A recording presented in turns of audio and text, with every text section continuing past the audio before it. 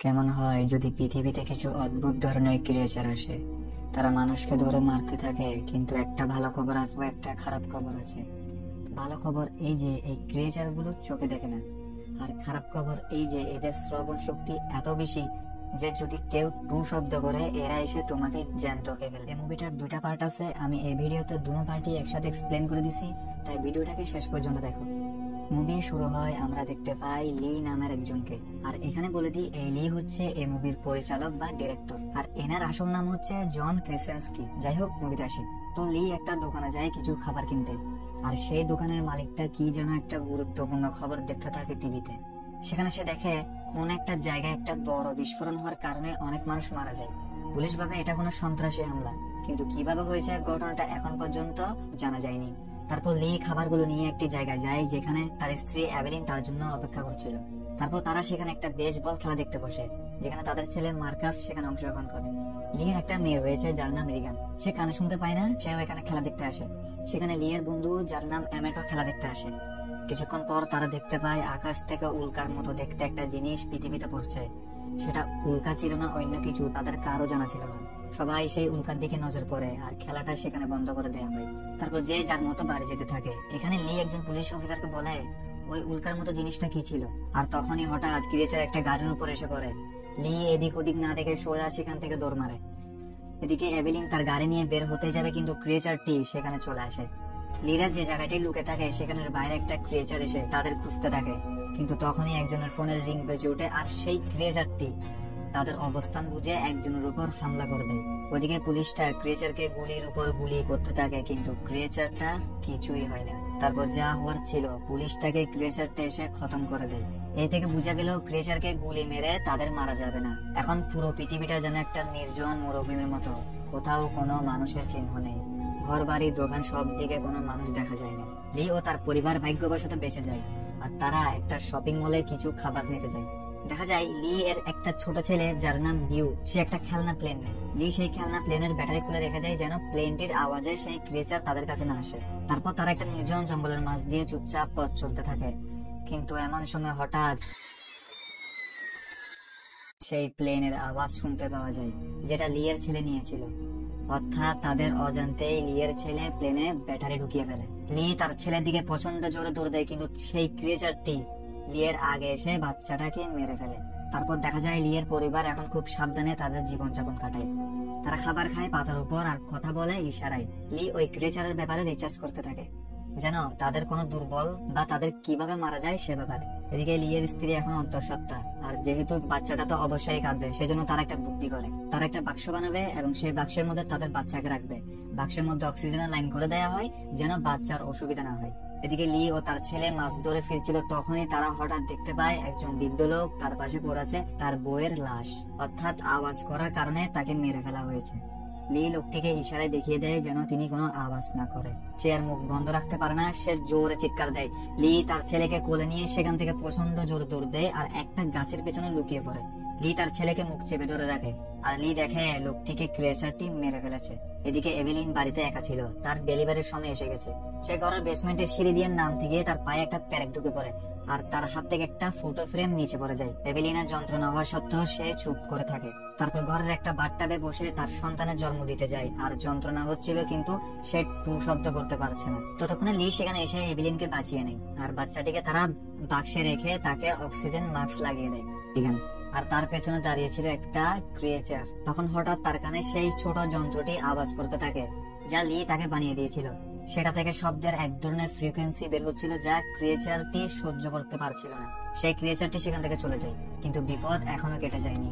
বু রিগানকে খুঁজতে বের হয়, আর তখন হঠাৎ তার টর্চ লাইট থেকে শর্ট সার্কিটের আওয়াজ হয়, আর বু সেখান থেকে দৌড়ে ঝোপের মধ্যে ঢুকে পড়ে আর এলোপাতাড়ি দৌড়াতে থাকে। বু তার বোনকে পেয়ে যায় একটা বড় গুদামের ছাদে। রি ও বু গুদামের ছাদে আগুন জ্বালিয়ে লিকে তারা সংকেত দিতে চায়। তারা আগুন জ্বালিয়ে সংকেত দিচ্ছে, কেননা তারা কথা বলতে পারবে না।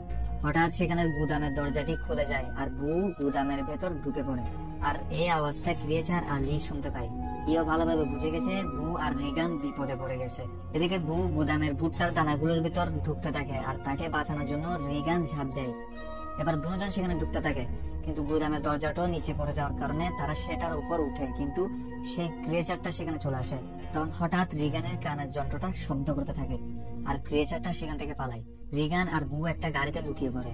তখন হঠাৎ ক্রিয়েচারটা তাদের গাড়িতে হামলা করে বসে। রিগান আর বুকে এভাবে ফেসে নিতে দেখে লি তাদের বাঁচানোর জন্য তার জীবন দিয়ে দিতে চায়। লি জোরে চিৎকার দেয় আর সেই জন্তুটা এসে লিকে হত্যা করে ফেলে। রিগান তখন সেই ক্রিয়েচারটির দুর্বল জায়গাটি বুঝে যায়। রিগানের সেই কানের যন্ত্রটা দিয়ে আওয়াজ আরো বাড়িয়ে দেয় আর এই সুযোগে এভেলিন ক্রিয়েচারটির মুন্ডুতে গুলি করে দেয়। ক্রিয়েচারটির সময় শেষ হয়ে অর্থাৎ সে মারা যায়। তারপর এভেলিন দেখতে পায় লি এর সেই রিচার্জ রুমটা, যেখানে লি এর লিখে যাওয়া অনেক লেখা আর স্ক্রিনে দেখতে পায় অনেক জায়গায় ক্রিয়েচার। রিগান তখন সেখানে রেডিও নিয়ে নেয় আর এভেলিন বন্দুক রিলোড করে। আর এই দৃশ্য দেখিয়ে এই মুভির প্রথম পার্ট শেষ হয়।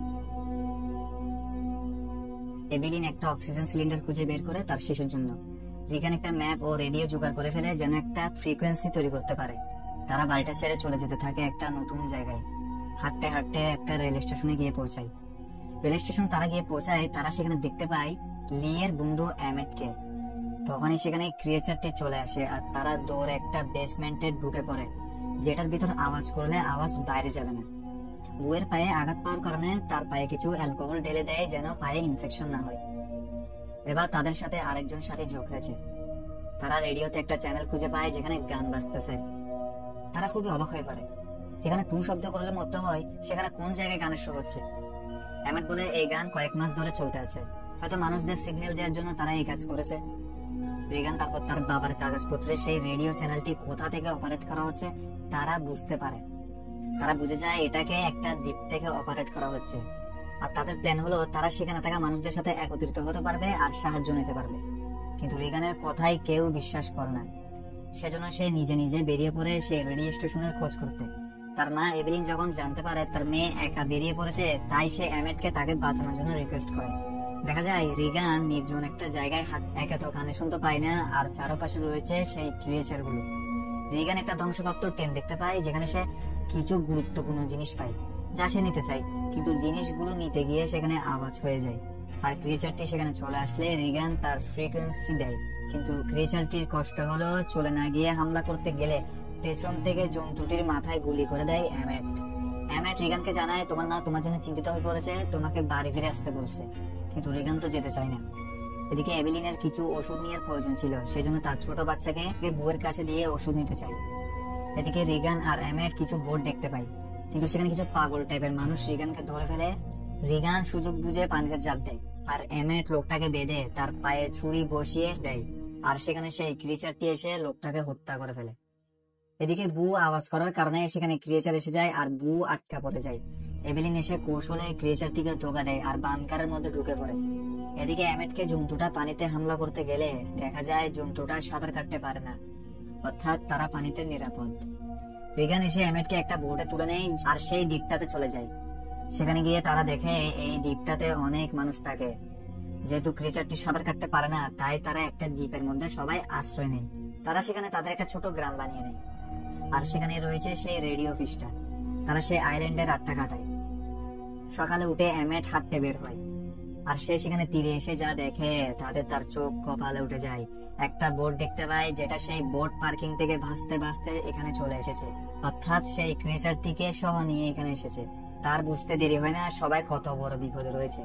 এমেট সেখান থেকে প্রচন্ড দৌড় দেয় আর সবাইকে সাবধান করতে যায়, কিন্তু সেখানে ক্রিয়েচারটি চলে আসে আর অনেক মানুষকে সেখানে হামলা করে বসে।